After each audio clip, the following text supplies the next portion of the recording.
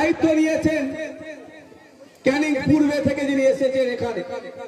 তাই আমরা যদি ভাঙড়কে খুন মারামারি হিংসা মুক্ত করতে চাই, সর্বপ্রথম আমাদের কাজ হবে 29 এপ্রিল সকাল সকাল গিয়ে খাম চিহ্নে ভোট দিয়ে তৃণমূল কংগ্রেসের প্রার্থীকে এখান থেকে পরাজিত করে ভাঙড় থেকে বার্তা দিয়ে দেওয়া, ভাঙড়ের মাটি হিংসার মাটি নয়, ভাঙড়ের মাটি খুনের মাটি নয়, ভাঙড়ের মাটি মারামারির মাটি নয়, ভাঙড়ের এই পবিত্র মাটিতে কোন নটোরিয়াস ক্রিমিনালের জায়গা নয়।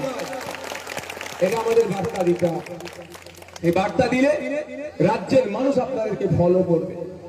কারণ এখন নজর সবার কোথায়? 2-3টে বিধানসভার দিকে, একটা ভবানীপুর বিধানসভা, একটা নন্দীগ্রাম বিধানসভা, আর একটি হচ্ছে ভাঙড় বিধানসভা। রেজাল্ট কি হবে? রেজাল্ট কি হবে? কিন্তু ভাঙড়ের মায়েরা বোনেরা বাপেরা ভাইরা রেজাল্ট কি হবে আগেই ডিক্লেয়ার করে দিয়েছে। নটোরিয়াস ক্রিমিনাল এখানে পরাজিত হয়ে ক্যানিং পূর্বে ফিরে যাবে। কিন্তু আমি এটাও জানি রেজাল্ট হবে। কিন্তু আর যে সাংবাদিকদের মুখ থেকে যেটা শুনছি, আজকেও গিয়েছিলাম একটা চ্যানেলে, সেখানে অংশগ্রহণ করে আমি এখানে আসলাম।